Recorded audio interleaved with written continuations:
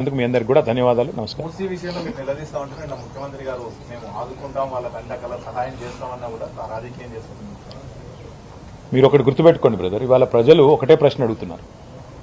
ఇదే ముఖ్యమంత్రి గారు చెప్పేదేమి, మాకు అప్పు పుడతలేదు, నన్ను కోసినా రిటైర్మెంట్ బెనిఫిట్స్ ఇవ్వలేను, డిఏలు ఇవ్వలేను, 6 గ్యారంటీలు అమలు చేయలేను, నేను మహిళలకు 2,500,000 ఇవ్వలేకపోతున్నా, రాష్ట్రం అప్పుల కుప్ప అయింది అని చెప్పి ఒకవైపు తప్పుడు మాటలు చెప్పేది ముఖ్యమంత్రి గారు.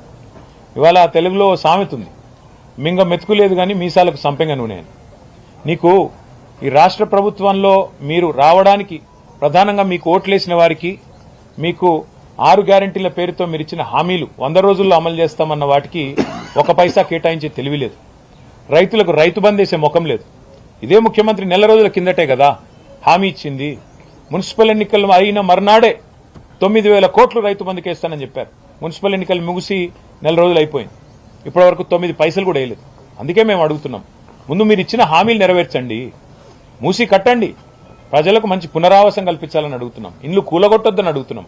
మేమే మూసీకి వ్యతిరేకం కాదు, కానీ మీరు చేయాల్సిన పని చేయకుండా ఒకవైపేమో అప్పుల పాలైందని చెప్తూ, ఒకవైపేమో పైసా లేదని చెప్తూ, ఒకవైపేమో తప్పుడు మాటలు చెప్తూ, మరొక వైపు మూసీలో 1,50,000 కోట్లు ఖర్చు పెట్టి నేను ఇది చేస్తా అది చేస్తా అంటే మిమ్మల్ని ఎవరు నమ్మాలి?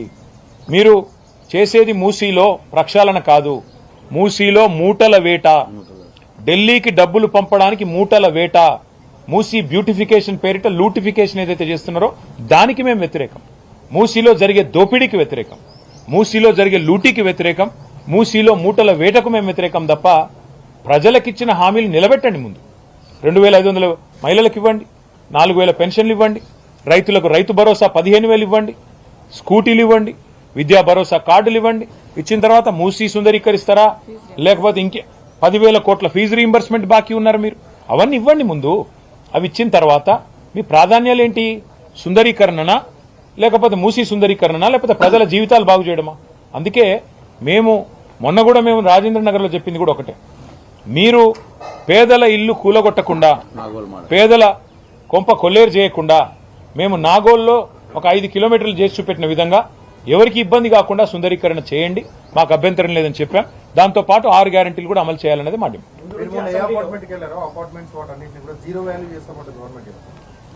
ఈరోజు ఈ రాష్ట్రంలో జీరో వాల్యూ అంటే ఎవరికైనా ఉన్నదా అంటే రేవంత్ రెడ్డి గారి మాటకి.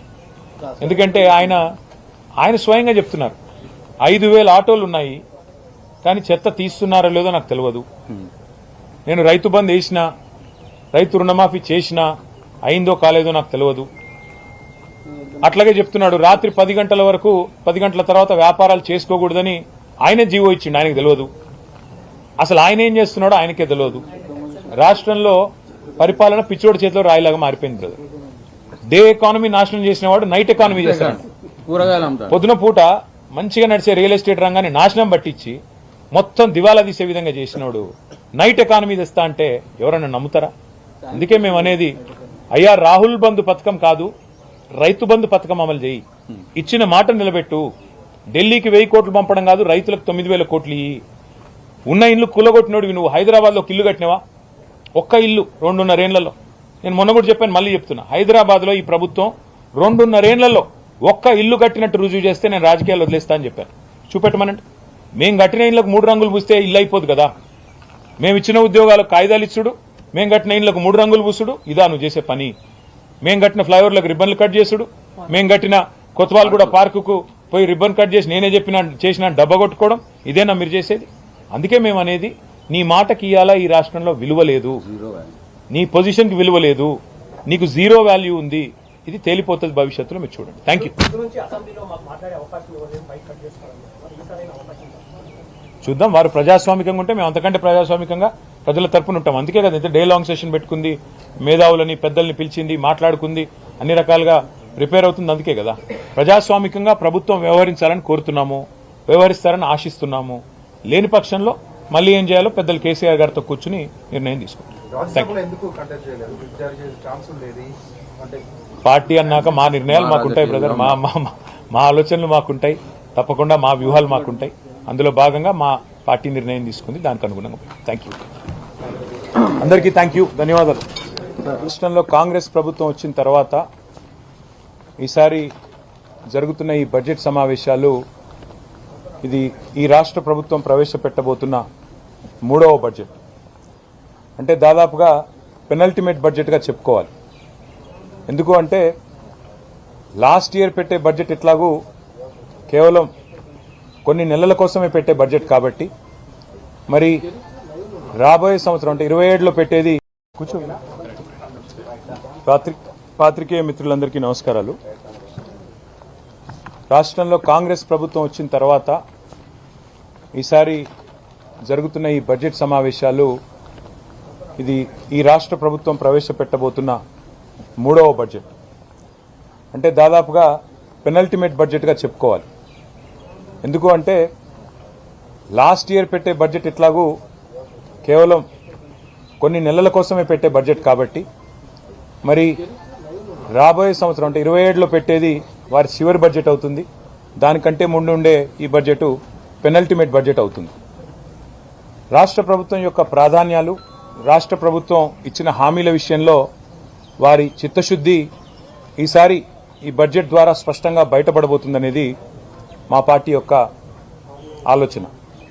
అందుకే ఈ సమావేశాలకి, ఈ బడ్జెట్ సెషన్కి ఉన్న ప్రాముఖ్యతను దృష్టిలో పెట్టుకుని ఈరోజు మా గౌరవనీయులైన శాసన మండలి సభ్యులు అట్లాగే గౌరవ శాసనసభ్యులందరితో కలిసి జాయింట్గా ఒక ఇంటరాక్టివ్ సెషన్, ఒక వర్క్షాప్ లాంటిది ఈరోజు ఇక్కడ ఏర్పాటు చేసుకోవడం జరిగింది.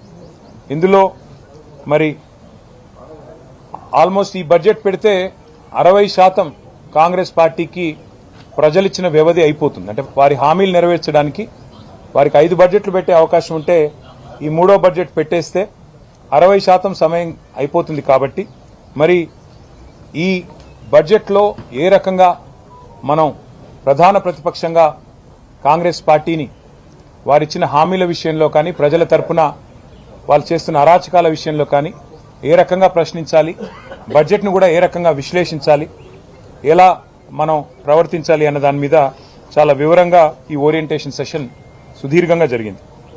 ఇవాళ జరిగిన ఈ కార్యక్రమంలో తొలుత పెద్దలు మండలిలో డిప్యూటీ చైర్మన్ బండా ప్రకాష్ గారు వారి గతంలో రాజ్యసభలో, పార్లమెంట్లో వారు పనిచేసినప్పుడు అక్కడ ఉన్న ప్రాక్టీసెస్, అట్లాగే తర్వాత ఇప్పుడు డిప్యూటీ చైర్మన్గా మరి వారికి ఉన్న అనుభవం అన్నీ కూడా చాలా వివరంగా చెప్పారు. తర్వాత పెద్దలు శాసన మండలిలో ప్రతిపక్ష నాయకులు, మాజీ స్పీకర్ మధుసూనాచారి గారు, వారు స్పీకర్గా వారికి ఉన్న అనుభవం, అట్లాగే శాసనసభలో సుదీర్ఘకాలంగా వారికి ఉన్న అనుభవాన్ని దృష్టిలో పెట్టుకుని వారు కూడా పార్లమెంటరీ ప్రాక్టీసెస్ విషయంలో, ఈ ప్రభుత్వ ఫెయిలియర్స్ విషయంలో